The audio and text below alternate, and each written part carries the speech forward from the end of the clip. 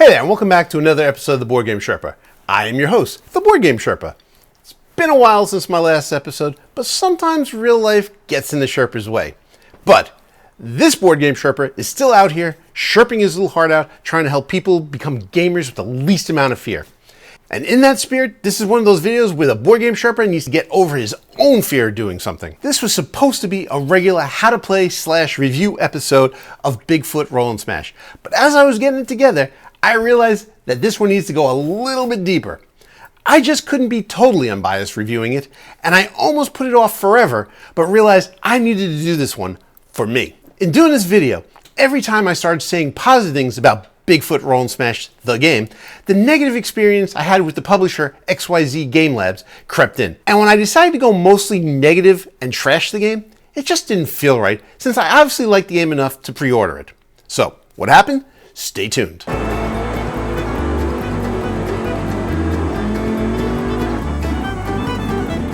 Okay, let's flash back to the beginning of this story. August 2022 at GenCon. A young Boardgame Sherpa in training, that's me in case you were wondering, attended the show with his own personal Boardgame Sherpa, Johnny Rocks. We got to the Indiana Convention Center on Wednesday night to get our COVID vaccination-proof bracelets, and we walked around the venue and saw a huge truck outside the vendor room. And of course, we beelined over there to see what it was. It was the actual Bigfoot truck, or at least one of its official descendants. I don't even know if that's the right term. Even though I grew up in the Bronx in New York City during the 70s and 80s, Bigfoot was as legendary as Evel Knievel. Sports shows would regularly show clips of these amazing monster trucks on Saturday afternoon TV. I never went to a monster truck show, and I didn't know any other trucks besides Bigfoot and Gravedigger, but there was always these big trucks at the New York Coliseum car shows. Anyway, back to GenCon. There was nobody at the booth since the show wasn't open yet, but we decided to come back the next day when the show was open.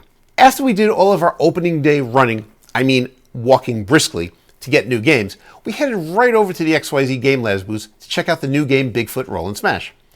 There we met the designer of the game, Rob Huber, and he was one of the nicest people ever. He gave us a demo of the game, and I liked the concept and cool tire dice so much that I pre-ordered on the spot. I was told that it was going to be shipping 3 months later in November 2022. So I got my selfies with the truck, and I went about life as normal. And of course, November came and went.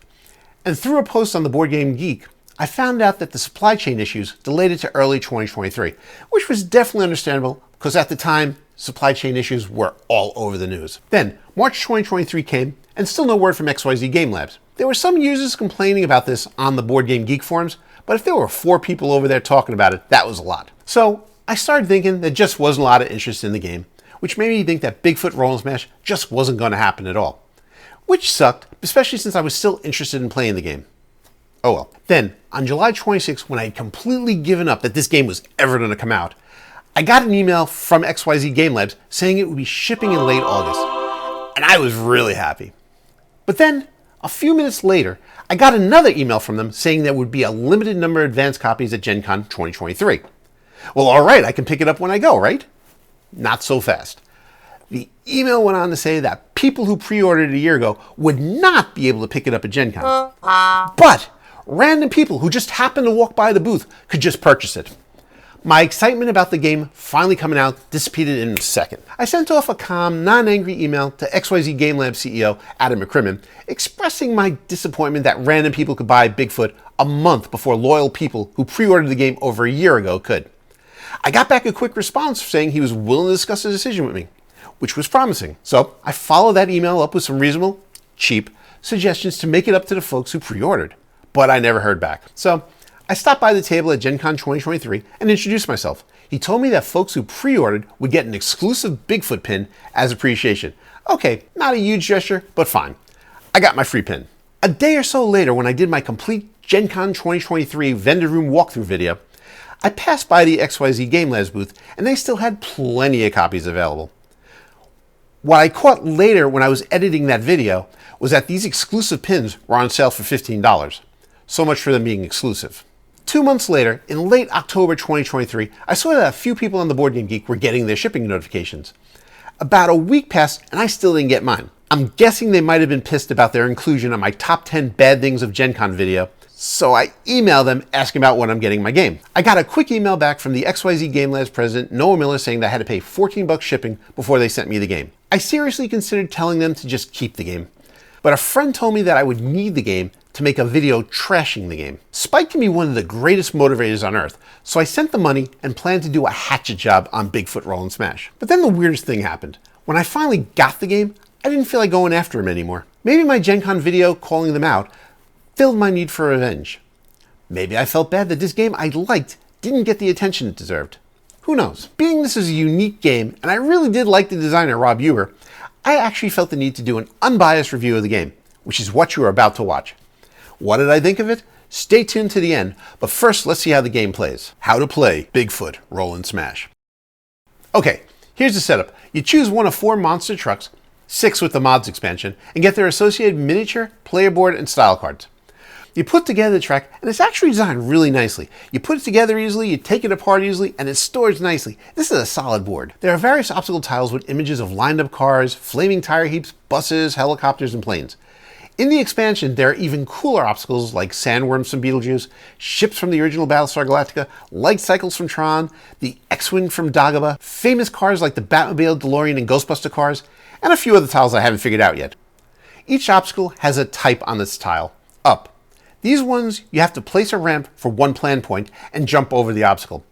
But it nets you a sweet 5 points for a successful attempt. By obstacles, those are ones we have to pass right next to the tile. It's kind of lame, but it's an easy 2 points. On obstacles, you just have to drive over the obstacle and you get 4 points. In obstacles, they're like mud and you have to drive through them. I'm not sure the difference between in and on obstacles outside of just being thematic, and you get 3 points for one and 4 points for the other. You take 2 obstacles from each of the 4 types and shuffle them all together into a stack of 8. Then you pass that stack to each of the players. Each player places one of the tiles, so there are 8 obstacles on the game board. They must fit within the selected recessed areas and cannot overlap each other. Then you place the supply tray, which is also nicely designed and conveniently keeps all your tokens nice and neat in the box between plays. It holds plan tiles, run markers, obstacle tiles, and ramp tiles. Each player rolls 1 monster tire die, and the highest number goes first. I have to say these monster truck dice are the main reason I was enamored with this game. They are just so on point thematically. I don't know if I would have pre-ordered the game if they were just regular dice. Anyway, play goes in clockwise order from the first player. And that's your setup. How to play. Phase 1. Roll. The active player rolls all 4 of the monster truck dice. The top of the die is your result, and you can re-roll some or all of your dice up to 2 times if you want. The dice have a combination of numbers from 3 to 6 that represent plan points that you use to buy plan tiles in the next phase. Also on the dice are green plus signs. For each green plus sign, you get to draw 1 style card from the top of your truck's shuffle deck. And the final icon on the dice is an orange exclamation point. Each orange exclamation point gives 1 hazard tile to your opponent to place on your track before your trucks run. I'll explain plan tiles, style cards, and hazards in a sec. Phase 2. Plan. Each player gets 2 minutes on a timer to figure out where they're going to start on the board and what 7 plan tiles they're going to purchase with the total plan points that they just rolled in the first phase. If your 2 minutes run out, you just fill the remaining tiles with forward 1 to 2 spaces plan tiles. The plan tiles are as follows. Forward 1 to 2 spaces. These cost nothing and move your truck 1 to 2 spaces in a straight line. Forward 1 to 4 spaces. These cost 2 plan points each and they move your truck 1 to 4 spaces in a straight line. 90-degree turn. These cost 3 plan points each and turns your truck 90 degrees in either direction. 180-degree turn. These cost 4 plan points and allow your truck to turn 180 degrees to face the opposite direction. 360-degree turns. These cost 5 plan points and they are purely stylistic.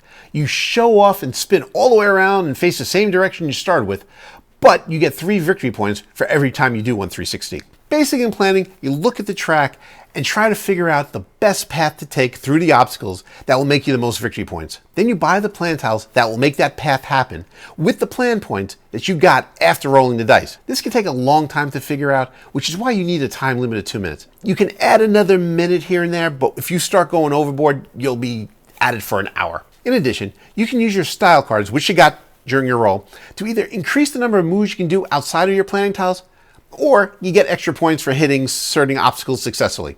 The manual has a really good description of what all the cards can do. Once the player locks in his programming, then the driving begins. Phase 3. Smash. For the actual driving, let me just show you a sample round. This particular example starts your monster truck from the bottom space and uses 16 plan points with no style cards. For the cost of 2 plan points for the plan tile and 1 plan point for a ramp, you would go 4 spaces and jump the up plane obstacle for 5 victory points.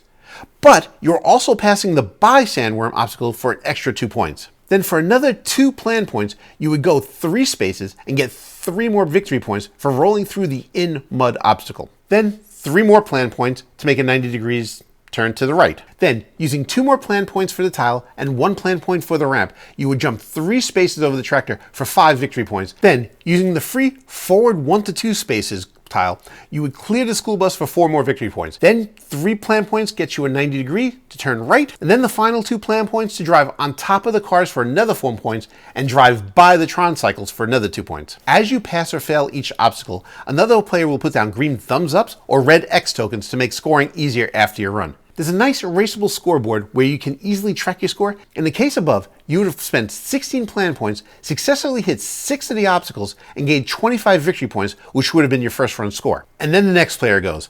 All the obstacles stay where they are, but the ramps, thumbs up or X tokens, and hazards come off for a completely fresh run for the next player. Once all players have completed their first run, then round 2 begins. The player with the highest score from round 1 is now player 1, and the next highest score is player 2, and so on. Also, you add 4 more obstacles to the track, and then run through the phases again for the second run. Then you combine the scores from the first and second runs, and the highest score wins. If there's a tie, whoever did the most 360 donuts wins. If there's still a tie, then the player with the fewest failed obstacle wins. If there's still a tie after that, then the lowest score in the first round wins. And that's how you play Bigfoot. Other than using the new trucks and new obstacles from the mods expansion, I didn't use any of the other expansion rules, which are basically crew cards which give each player a unique ability. There's also a set of rookie rules for young kids who might not be the best at programming their moves. In essence, they just roll the dice and move. There's also a solo mode with standard arena setups and rules.